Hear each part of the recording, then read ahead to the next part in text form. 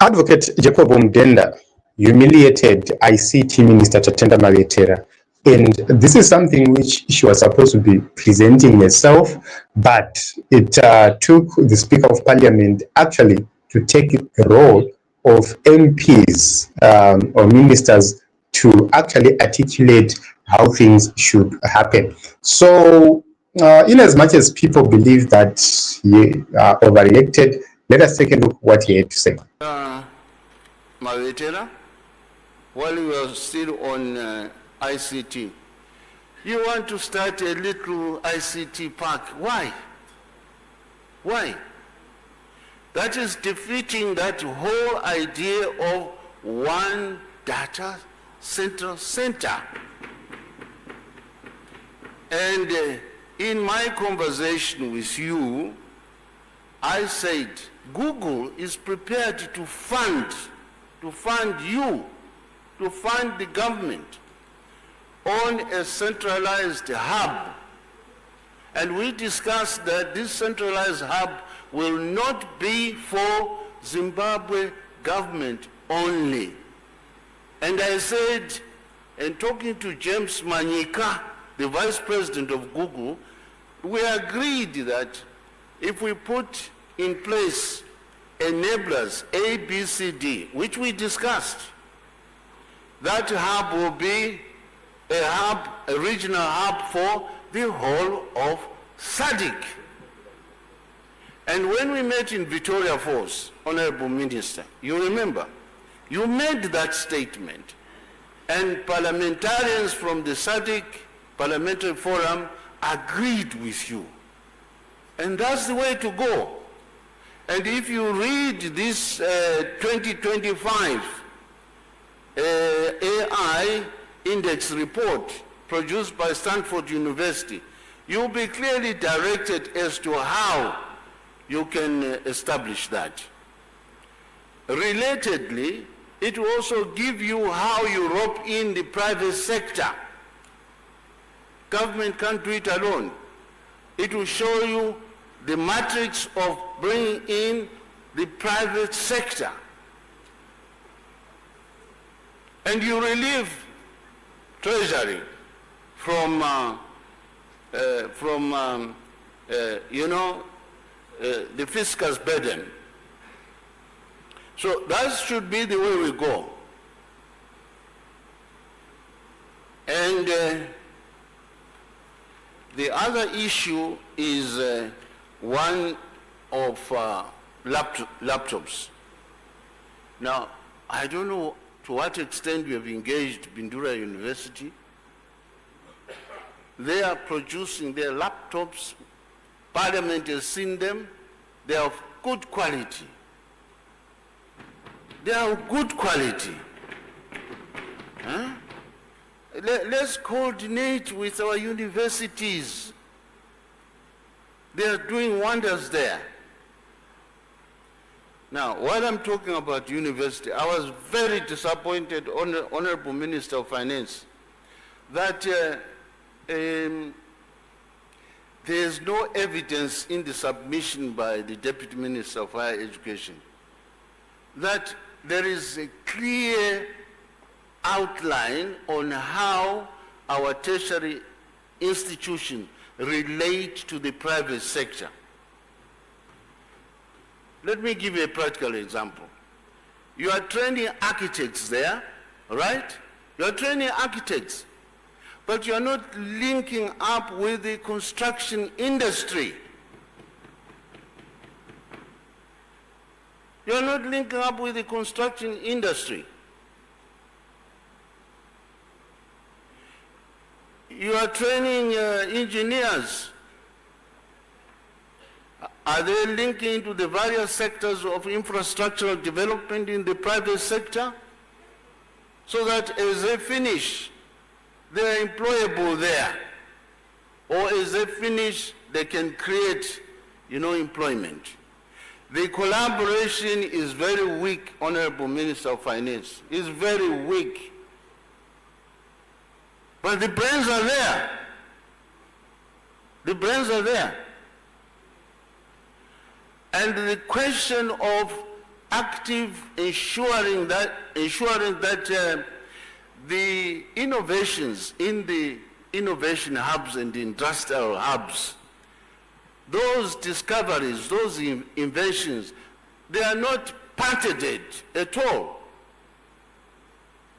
And I've seen through ZITF here and ZAS in Harare, and I asked the question, you have done all this, have you registered the patent? No. Now, that patent under copyright law can enrich universities without asking money from the fiscus. I've just talked about Stanford University. It's thriving on private sector. The Massachusetts Institute of Technology, one of the leading universities, is thriving on private sector. And the question is, why are we not learning from the others?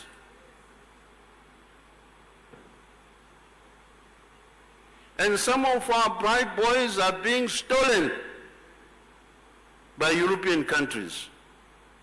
Before even they've registered, they are patented here.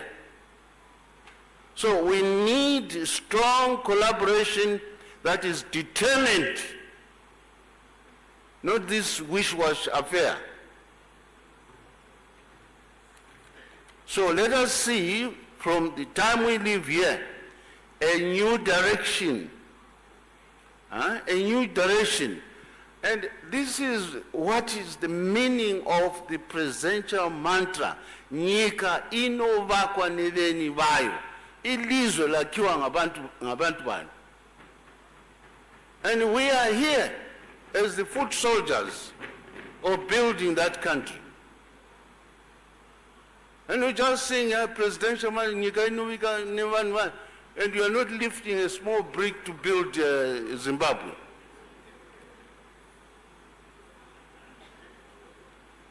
Let us see seriousness.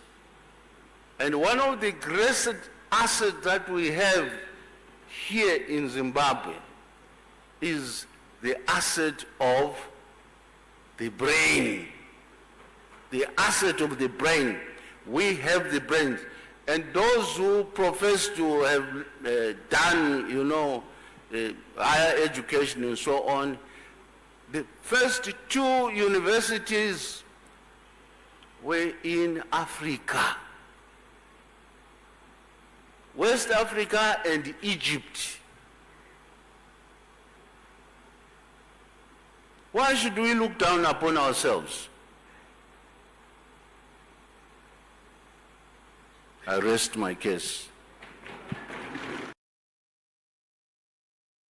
So, the Speaker of Parliament raised the critical issues. However, other people believe that he overstepped his boundaries because he was not supposed to be taking a role of ministers or members of parliament, and others believe that he actually disrespected the minister, Chatenda Mavetera. So Advocate Fadzai Maere weighed in on this issue and gave her own comment.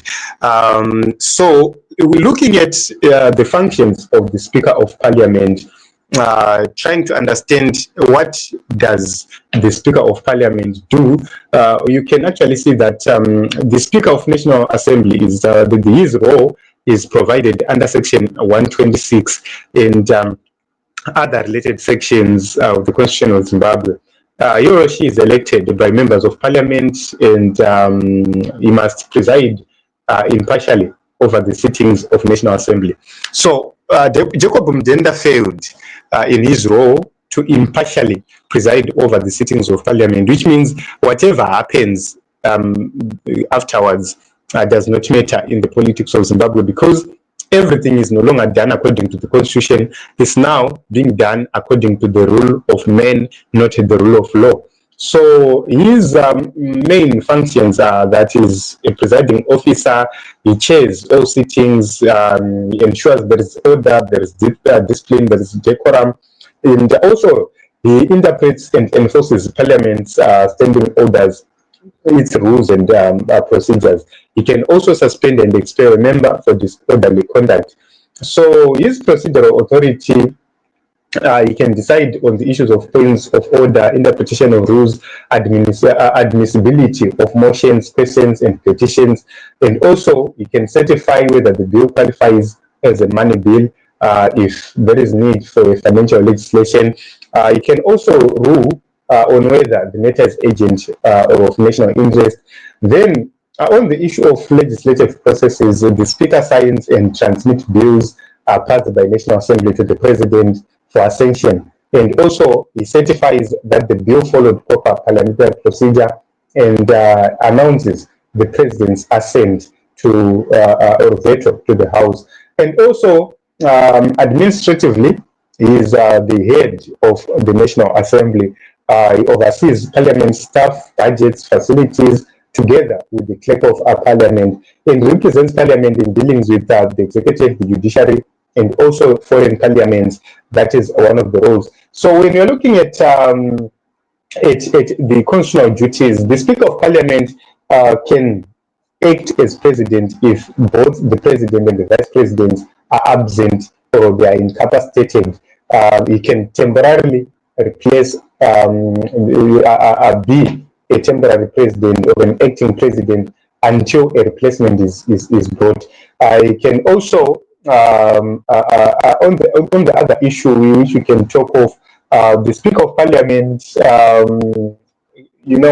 is the power to summon ministers to Parliament to answer questions on policy or governance. So I am not so sure if he is using this issue on Chatenda Mavetera.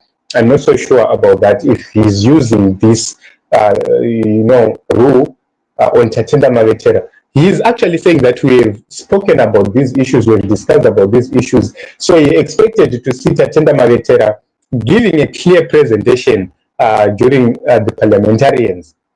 That is what he expected to see. But it seems as if Chatenda failed and they had to come in or chip in and deal with this whole issue differently. So it's a very, very complex matter. Remember, Zimbabwean politics, everything and anything happening in Zimbabwean politics happens in a different way.